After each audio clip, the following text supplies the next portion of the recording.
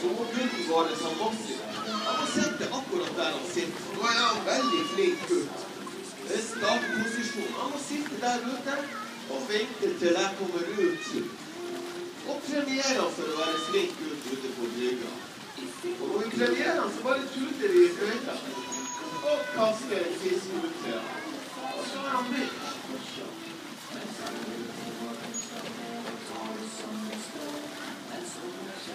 Han Mossi her, han er 9 år gammel. Og veier 272 kilo i går. Vi er oppe og hilser. Oppe og hilser på gjestene våre.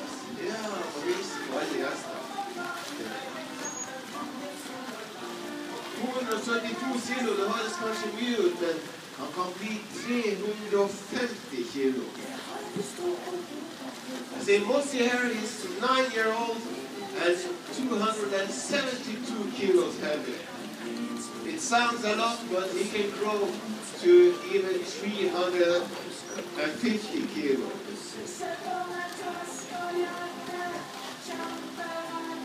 Og ser dere Irena satt hun Amy oppe på vekta.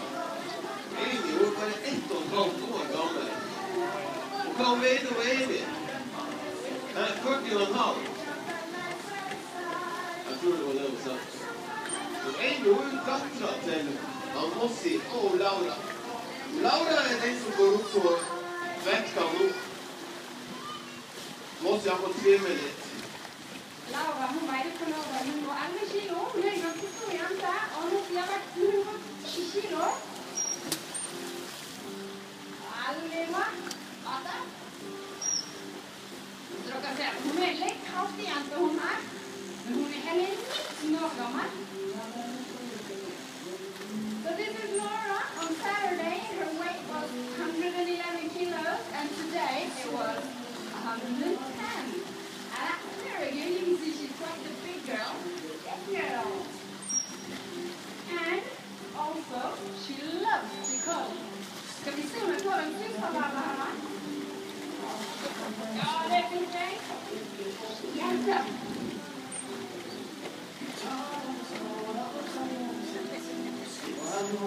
Nå har jeg Kim. Kim er 12 år gammel. Hun er en veldig sprek jente. Hun elsker noe hun kaller high five. Så la oss se. High five! Der var det.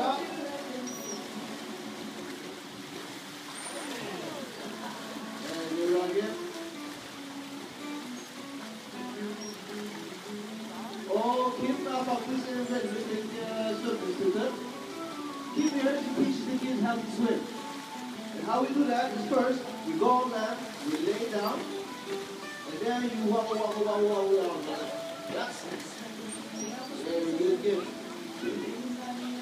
And let's see if we can get a kiss from Kim. Can I have a kiss? Er det ikke alle som ikke koser til svaret, hæ? Nei? Få se det opp da. Jeg får en til. Ser du?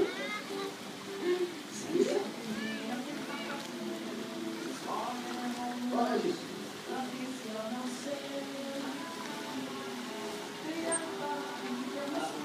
Jeg tror ikke det var så veldig ille til det da. Du kommer på her da. Så blir ikke alle sammen. Takk skal du ha, Kim. Men du Espen? Ja, og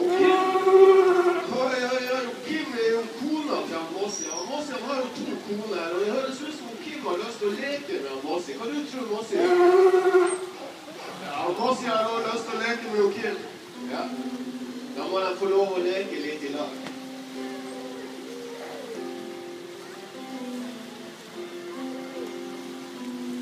Mossi gjør seg klar. Skal de få lov å leke litt i lag?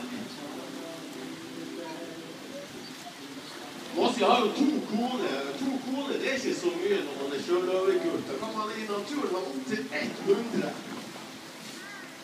Men her på Akvariet så er det 2. Ja, man er sprettende og er gammel og snill. Ja, her er flott samspill. Ikke alle ektepar som er så samspill.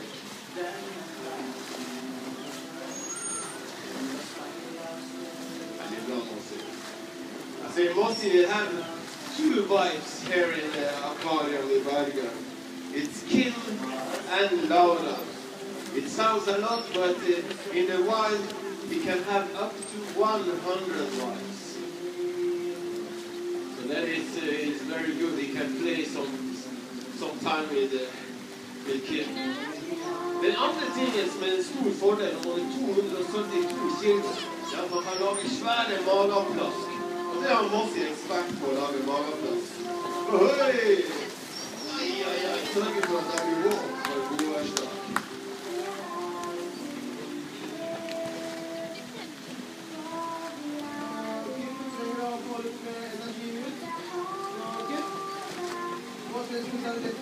Her kommer det. Alle sammen følger med.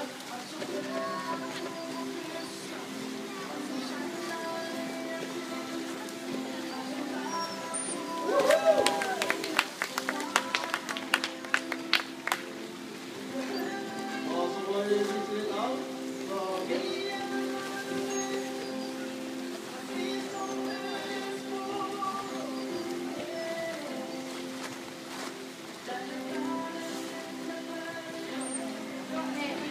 For å avslutte, og når hun skal komme, så må vi også gjøre klart for å avslutte med Lara og Kim. Der var Kim helt enig.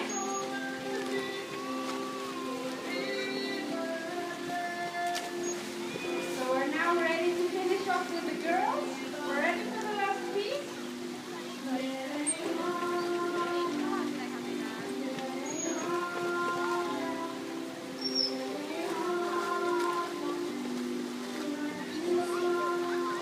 Han skal hilse litt på folket. Vi viser dem tegnet. Ser dere, Mossi har litt svære tegnet og svarte tegnet. Det er ikke på grunn av dårlig tannpust, men de skal være sånn. Det er sjøløveting å ha svarte tegnet.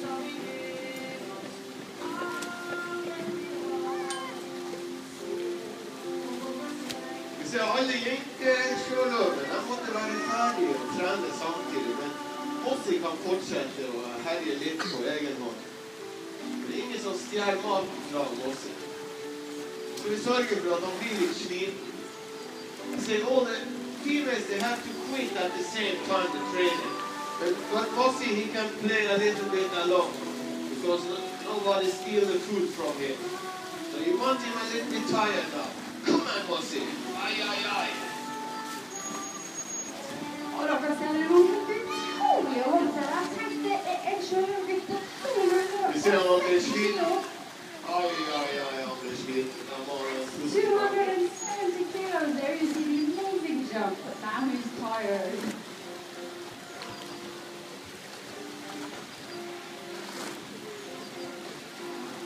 Og nå skal han vente til Espen sier han blå hoppet. Og lager vi noen splash til. Extra jump.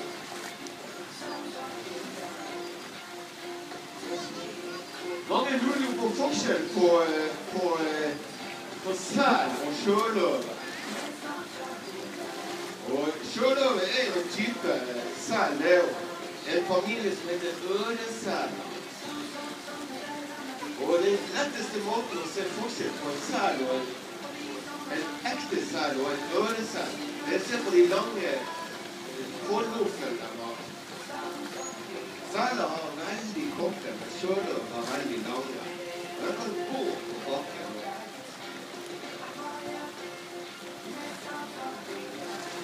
Og begynner å bli fri til fisk. Man skal få plaske ett plask. Så dere som står her, bak meg her, ja, jeg går litt etter. Det er en båt.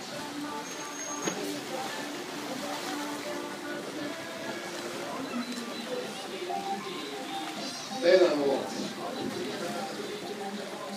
Det er ikke meningen. Når vi avslutter med Mossi, så får han en sånn tom kanne med, ikke tom, en kanne med fisk og litt boller som man kan kose seg med. Kanskje takke for oss her også på denne siden. Og så hiver jeg den ut, og så han måste vänta till han provocerar att han får lov att heta det. I mellantiden är ju Amy och kosa sig lite här ute. Och så får han det. Och det var det vi fick gjort på denne träningen. Och det nästa som sker på akvariet, det är ju en film i kinoen klockan 12:30. Och så är det sälkoring klockan 1. Och då tackar vi alla för att de tar med hit i Gola.